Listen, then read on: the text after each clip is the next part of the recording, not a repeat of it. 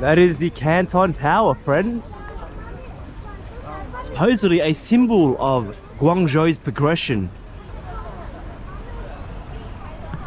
Very, very fast progression, that is. Now one of the most innovative, high-tech cities in the world. At the time of completion in 2010, this was actually the world's tallest tower. This is the future. These are some driverless buses here in Guangzhou. They're actually charging up right now. It is EV as well. A lot of the cars in Shenzhen, Guangzhou, just the Guangdong province are EV. We're actually going to grab one of these. They're accessible right under the Canton Tower. We do have to find where it is, so we'll do that in a second. But this is it. These ones are charging up. We've got the cameras as sensors, essentially. More cameras there. I believe they're all essentially just around and charging up right now. But let's go and find the actual one where we can jump on, go for a ride around the city. But how cool is that, huh? EV driverless buses in Guangzhou. I found it, guys. I found it. I've been running around in a circle just so we can get onto this. So if you come into the Canton Tower, it's on the east ticketing gate. I feel like a little kid. I'm not normally one for like high-tech stuff back home in Australia, but like coming to China, like I think because everything is a little bit of a level up. I feel like Australia, some Western place is probably very, very far behind, but look, that's one of them we saw before, charging. Looks like these people are actually waiting for the driverless bus as well. We've got Uncle here opening up the car or the bus. That's so cool, huh? Oh no, Uncle's leaving. Maybe it's going to charge, friends.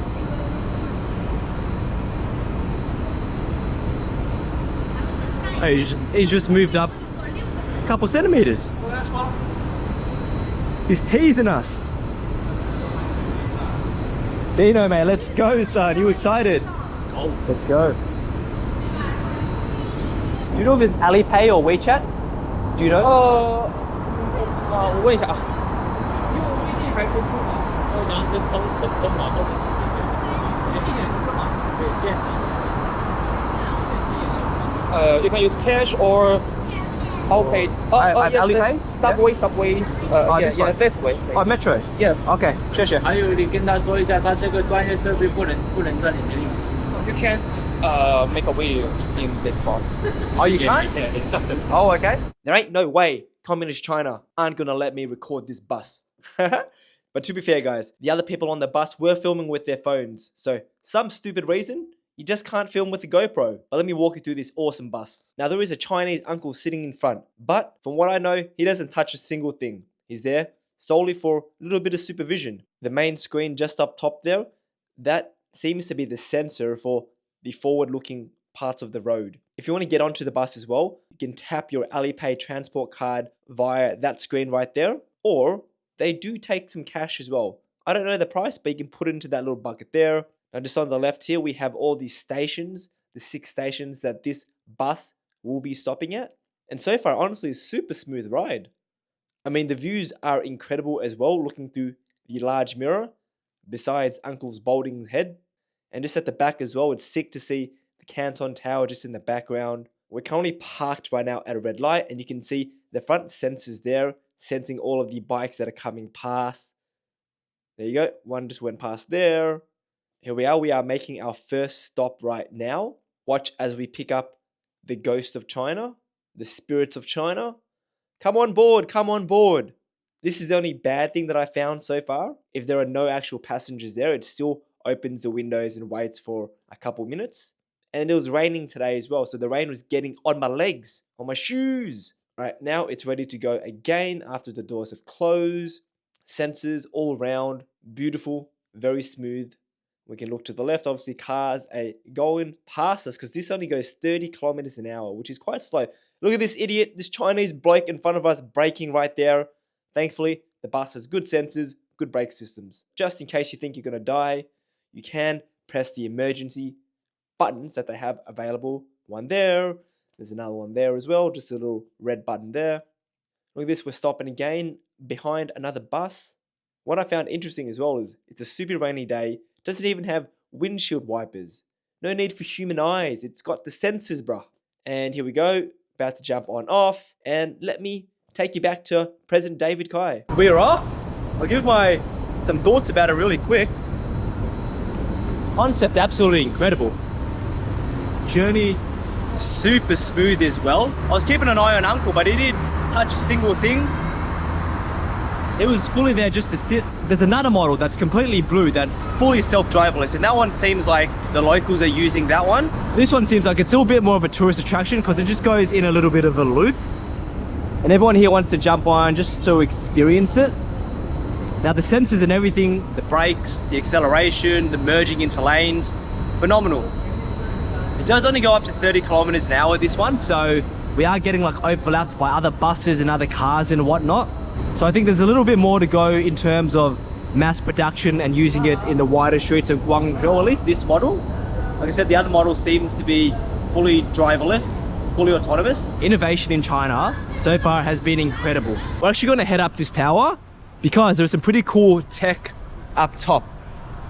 It's not like any other like high sky-rise building that you have probably ever been to, or at least I've been to before. So we're gonna go ahead and grab a little ticket from somewhere. But look at this, they've got a little wax museum. You can do like a couple cruises as well. But look at this. How real does this guy look? Mr. Bean. There's a few options here in the Canton Tower, which is very nice. But what we're looking for is they've got a sky drop, which is like a little amusement park ride where you just drop down. But we want to go on the bubble tram. I read somewhere it's the world's highest bubble tram. Bubble tram combo. Okay. 2 tickets? Yeah. Passport. Do they need your passport for just to register identification and everything? Sure. Yeah. 2. Need passport? Okay. With everything here in China, we do need security.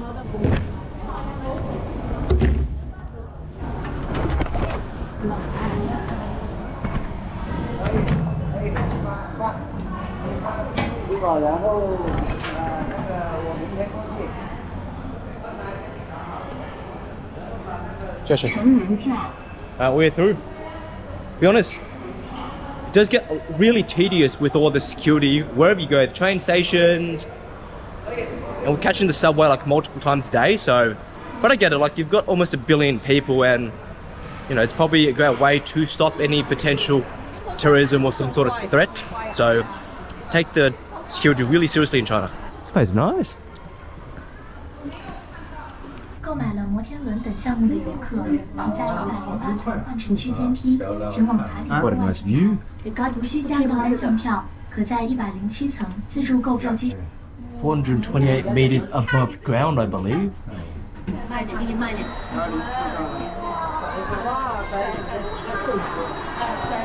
The design's quite nice. They've made it into a little bit of a sky. Well, mainly for this area, this is the sky bar. Then you've got a pretty dope area where you can take photos, sort of on a ledge. Little ledge there. You get the beautiful Guangzhou and the river in the background there. So there's a couple actual lookouts. It's not just one main observation deck where you get with a lot of other countries' like tall towers, but I believe this is the 108th floor. You just got to take a little step up.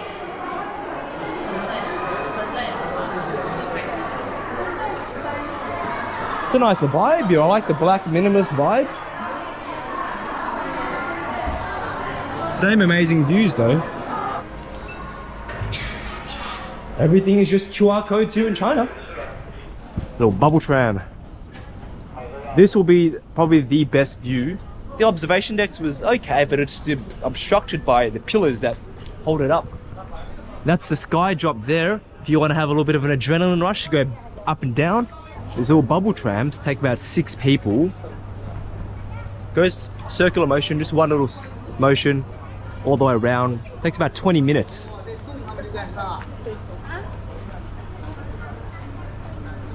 Definitely the best views. Joshua. The Chinese uncle, little dancing there, brother. There you go. 就那个红莲斗嘛，上一个版本红莲斗很强得很。The views are insane for me already. Treasure. One big step for man. Oh, thank gosh, we have the Chinese air conditioning as well. Now these views, friends, yeah, this is definitely better than the observation deck. No pillars in the way. Just this guaylo in the way. Good views, huh? Yeah. It's nice. It takes its time, 20 minutes. Can seem long, but at least you get to enjoy the proper views. Guangzhou is China's third largest city, and with that comes a very large population. And this video is about the modern side, the innovative side of Guangzhou. However, Guangzhou has two sides. The other side, the old side, is more like historical, cultural Chinese. Like you can see medicinal herbs, like all the little markets that you see online probably. Like when you think of China back in the days, that's what it was like. And this is sort of the side of it now. A lot of the apartments and houses are actually run down, but they are pumping a lot of money. There's a lot of international and domestic investment in Guangzhou. Brand new apartment blocks or malls probably being built, new subway stations and stuff. And then just over here is sort of like the more modern side of Guangzhou. Skyrise buildings, iconic buildings, like the Canton Tower right here as well. The beautiful Canton Tower. This is Hai Shinsha Island actually, guys. So this island was essentially developed within the last 2 decades, but it was really built at actually the 2010 Asia Games. Opening and closing ceremony was held just here. This is probably like the most modern, newest and most upkept area in all of Guangzhou. And for obvious reasons, the Canton Tower is just there, but then also we have the Guangdong Museum just over there. We actually have the world's fastest elevator just in that building right there. And Shanghai has the second, so China has a lot of the fastest things in the world. So their tech and innovation is quite incredible. Alright guys, welcome to Medisha subway station or metro station. This is one of the newer developed subways here in Guangzhou. When it catches line 18, which is supposed to be one of the best, modern, quickest subway lines in the world, especially China. But I thought this was cool. So I haven't really seen any staff besides security if you need to get in, but like this here, it looks like you can talk to this little bot here. English, brother, English. Face registration, voice inquiry, travel instructions. So it's basically a little AI bot instead of staff that most subways would have. Ticket inquiry and all this stuff. So if you're ever on line 18, you'll probably catch one of these. I do think they are around in other modern subways in Guangzhou as well. But we're going to go ahead and check in. We're going to catch it to Panyu Square, which is a little bit out. And then we're going to find some really good dim sum in around that area. So Alipay, as always, you can actually scan your face here. They've got facial recognition if you're a part of China T-Union, but I am not, so we're just going to use the good old Alipay automatic enter. You definitely get airport vibe feels. Super clean. I think this was completed maybe 3 years ago in 2021, so it's still got that super new modern vibe to it.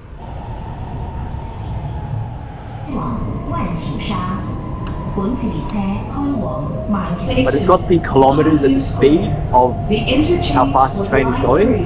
The max it goes, I believe right now is 160 kilometers. So the technology that's on it is supposedly going to lead to one day for it to be a driverless train, like the driverless bus. It's still in the final stages. They need to get the software right. So we're going at such high speeds, like it's almost at 160 now, 158. Come on, baby, 160. Is it gonna go further? No, that's top speed. That's top speed. If we wanted to drive from where we were in Medisha to this place now, it would have taken like 40 minutes with traffic, but we've got there within 15 minutes, which is pretty sick. So it flies by. 161. personal best friends. This is Panyu Station.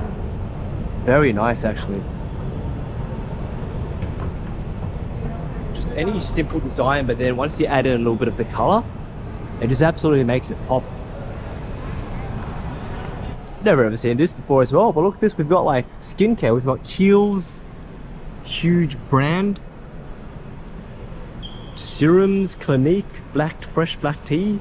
It looks like you can just QR code it and grab all this stuff as well, and it's all along here. What's on this side, big fella? Fragrances. Fragrances now.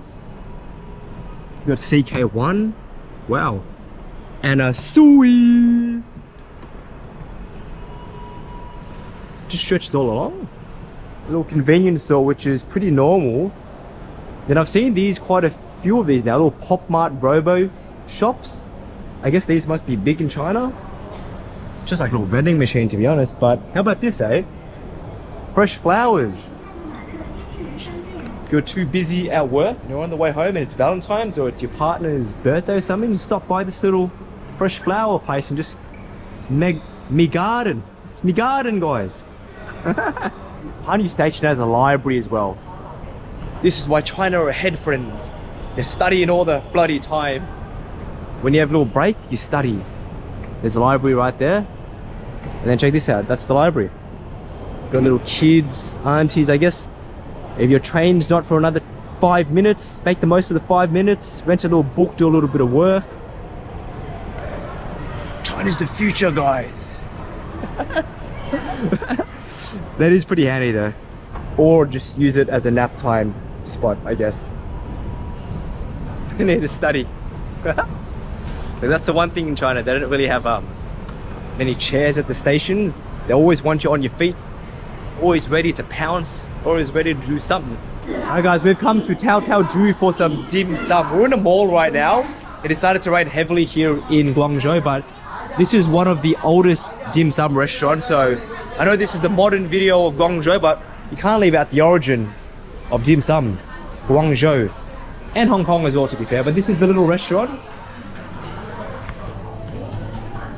Oh wow, it's so nice in here. Where's my white friend? Excuse me. Hello. We are. So QR codes, you WeChat, you scan one of these, and then I use Google Translate because WeChat unfortunately doesn't have the translate functionality, and Alipay doesn't work absolutely everywhere. The dishes are coming out fast, so supposedly one of the must orders at Taotaoju is the fried rice. I've got some chicken feet as well. I'll bring this over here. The Guaylo does not consume chicken feet. We do have these juicy looking hak gaos as well. We got some of the tea. I'm not too sure what kind of tea it is, but I do love the presentation.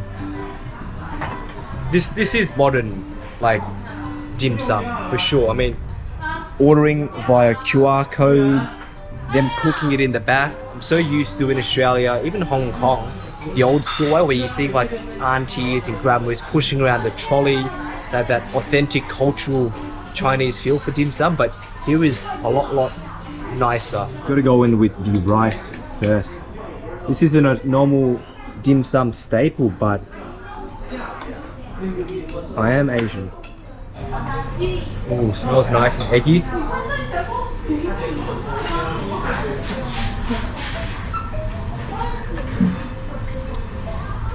I had to let it marinate.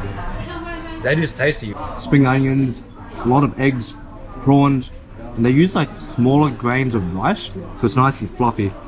Got some bowls. Oh, there's a mini Portuguese tarts.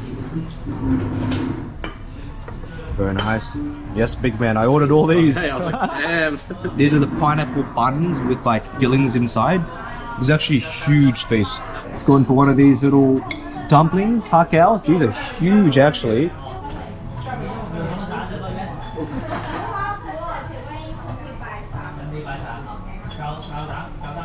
Something I didn't expect in China, but the meat quality is incredible. It's legitimate big pieces of prawn. Even in Australia, sometimes you get them a little bit smaller. Chicken feet, foreigner's worst nightmare. Oh yeah. What makes your chicken feet? Is the sauce. Like, this is spicy, sweet, umami. Very good sauce. One of these pork buns, famous Chinese food. Wow, it's piping hot. That's fresh. Oh my god. Ooh. All right. That's incredible. A little bit about story of dim sum. Birthplace was in the Guangdong region, so Guangzhou, now Shenzhen. Back in ancient China, a lot of the Chinese travelers working along the Silk Road, so trading. That's why Guangzhou is so famous. They stop in little tea houses, have a little bit of tea. They'd have little small bite-sized foods like this bao here. They found tea was great for digestion, so that eventually evolved into what we know now as yamcha or dim sum. Little pineapple buns. These are famous in Hong Kong.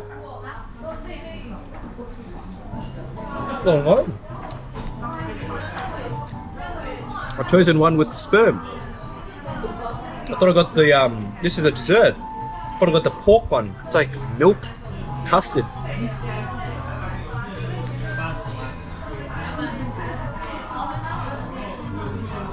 I quite like that. It's subtle, but I was expecting pork. Brother, the pineapple one came on you, my friend. Just squirt it, mate. We've absolutely smashed it. 8 or 9 dishes, some tea as well. Taotaoju, I think it's been around since 1880, so yeah, one of the oldest. This one was like a solid 8.5. It was nice. Service was impeccable. Everyone was super nice, super fast as well. All right, guys, welcome to Canton Tower at night. I mean, this thing looks crazy cool at night. Honestly, it looks like a little birthday candle. But it's lit up. It's got the rainbow flag. It is not gay parade. Look at the amount of people out here. It has been raining. It just stopped maybe half an hour ago, and it's actually packed. Just here for the awesome photo. So many people. Guangzhou is also a vibe at night. It actually changes colors multiple times. I mean, this thing's awesome.